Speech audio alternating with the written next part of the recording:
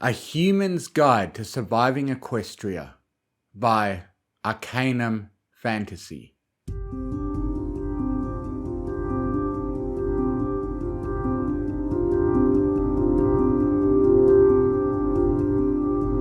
Day 7. Hey, my name is James Falcon. To the next human that finds this journal, let me tell you two things. 1. You are absolutely fucked. 2. You're probably the luckiest son of a bitch out there. Why? Because I am going to tell you what you need to know in order to survive out here. If you've found this, then you've likely already got shelter covered, since the ponies don't like coming down into the sewers all that much. Yeah, I know, it smells like shit and piss down here. But it's a hell of a lot better than whatever flavour of hell the ponies have up their sleeves. As for food, the dumpsters behind the building that looks like a giant cake has some pretty good stuff. But it's also where you've got the highest risk of getting caught.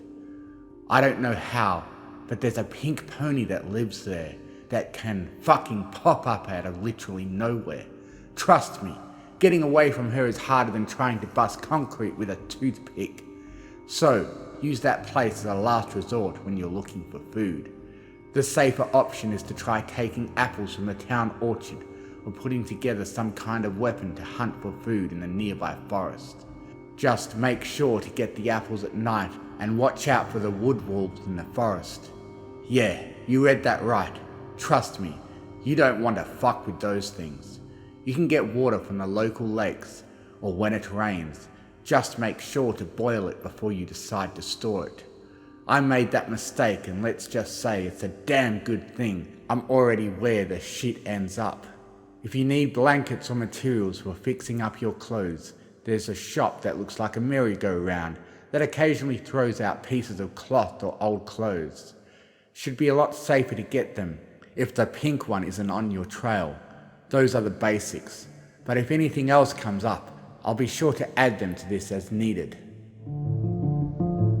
Day 10. What the fuck? What the actual fuck? Okay, let me tell you this straight out. Do not go near the cottage by the forest. That goes double if you see a yellow Pegasus there. Like a fucking idiot, I let her sucker me into coming into her house. When I was there, I was surrounded by all kinds of animals, and when I say all kinds, I mean all kinds. There was a fucking grizzly bear in there, for Christ's sake. When I tried to nope the flying fuck out of there, this rabbit tried to block the door. When I knocked the little shit out of the way, Yellow came into the room and, well, I'd say she yelled at me, but she really just whispered really loudly at me. Anyway, then she gave me this look and, I don't know, it felt like that look your mum gives you when you're like 6 and you did something bad. I had to bite my tongue pretty damn hard to snap out of whatever gear she had on me. Then I decked her and ran out of there before her pets could turn me into dinner. I think she has some kind of dominate mind power or something. Just make sure you keep your distance from her house, and if you see her, you better fucking haul ass if you don't want to end up as her pet. Day 17. You know how I said Yellow was bad? Well, turns out there's a worse Pegasus flying around out there. One that flies really fucking fast. There isn't a lot of advice I can give you about this one aside from, if you see a rainbow moving around in the sky, start hauling ass.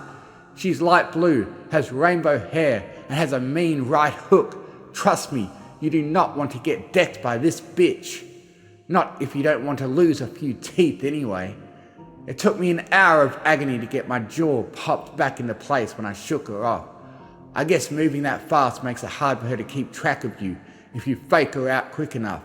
It also helps if you know all of the tricky ways to get in and out of the sewers. I'm probably going to have to start making a map of the place to help out anyone that ends up here. Day 23. Well, my arm's broken.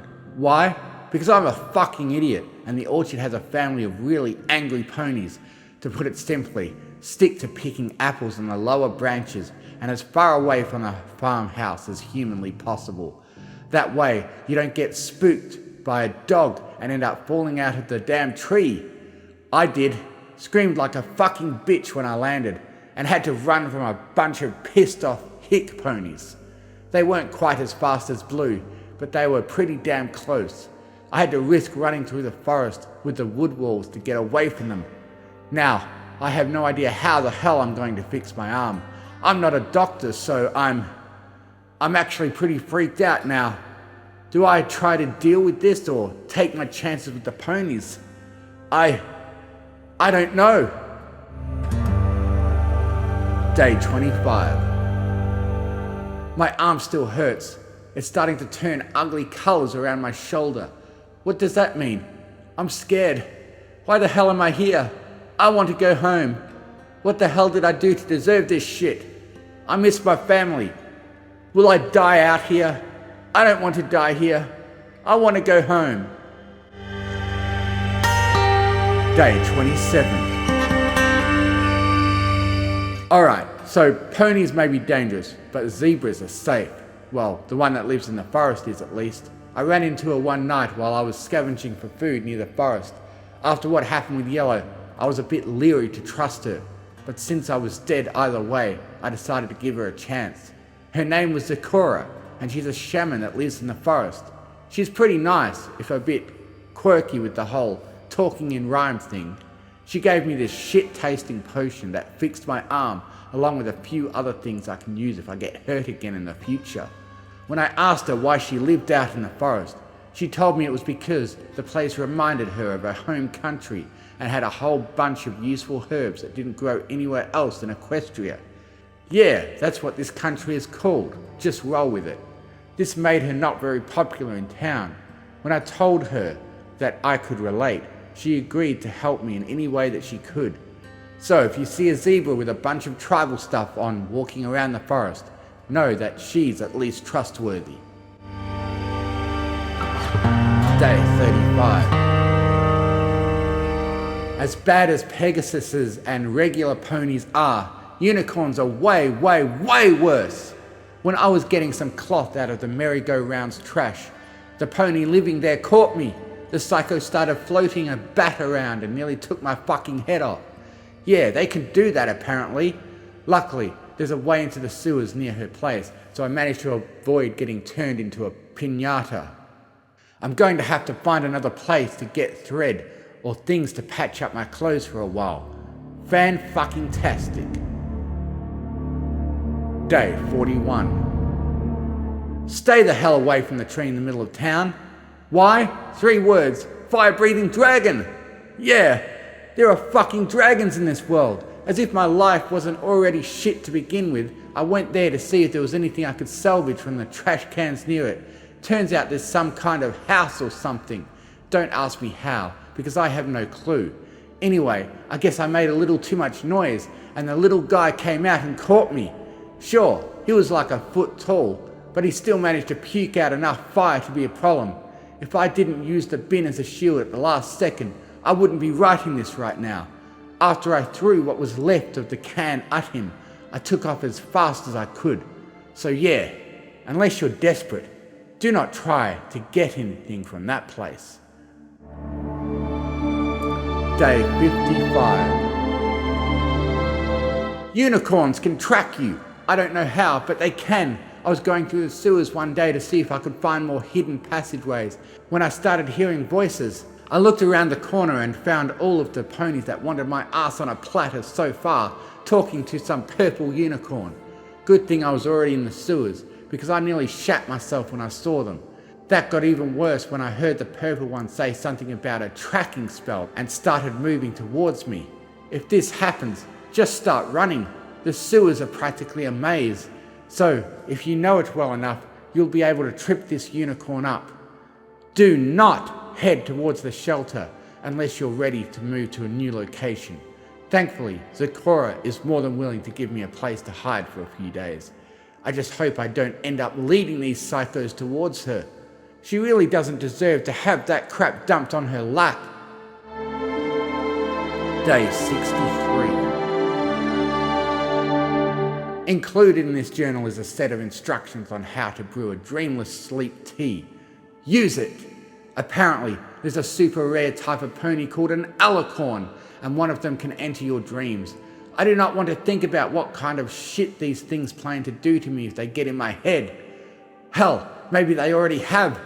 That was probably what made me give Yellow a chance in the first place. This should keep me from getting fucked with any more than I've already been. But it's probably too late to begin with. I'm going to see if Zecora has anything to fix any damage the Dream Horse could have done to me. If there is, then I'll include it into the back of the journal.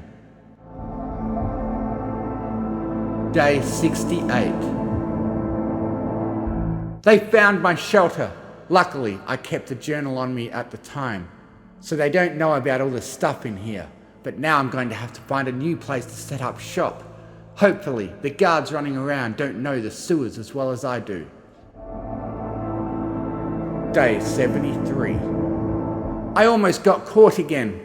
It wasn't the armoured ponies from a few days ago, it was the Purple's gang. This time, Blue and Pink tried to corner me in the forest, but Zecora showed me a few really good hiding places that managed to trip them up. Once I got back into the sewers, I just had to deal with one of the farmer ponies trying to track me down when she cornered me. I lobbed a glob of something in the water at her and hauled ass. When I made it to an opening, Purple and the sewing pony tried to get the drop on me. This is why I suggest setting up a few surprises around the opening of your shelter. Because as soon as Purple tried to do something with her horn, I lit a match and dropped it on the ground. Why? Because the ground there was soaked with a super flammable tree sap from the forest. Just make sure you don't dump the shit too close to the opening. Made that mistake and now I need to rub some burn cream onto my legs. Great. Day 77. I think this is going to be my last entry.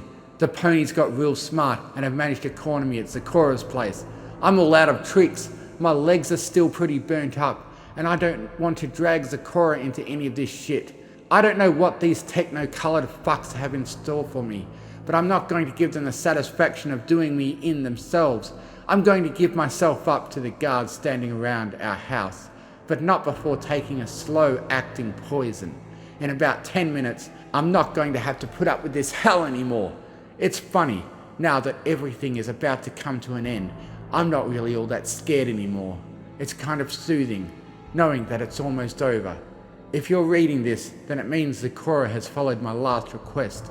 All I have to say is good luck and goodbye.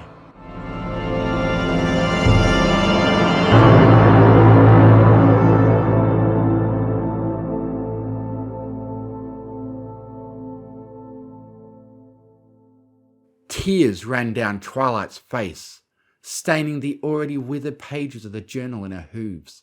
The hospital room was dead silent, save for the beeping of a heart monitor. Laying in a magically enlarged bed was the human known as James. His tattered clothing had been replaced by an almost comically small medical apron that barely covered his 6-foot frame. Muck stains tainted his tanned skin, his build still toned in spite of seemingly going days living off scraps or foraging.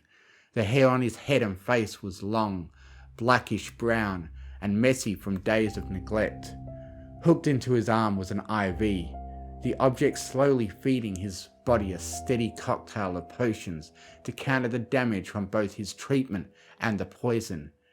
She couldn't bring herself to look at his legs, the screams she heard from him that day still ringing in her ears every time she did. They would heal, but the memory would take far longer to fade. Swallowing down the lump in her throat, she set the journal aside and in a shaky voice forced out 2 words. I'm sorry.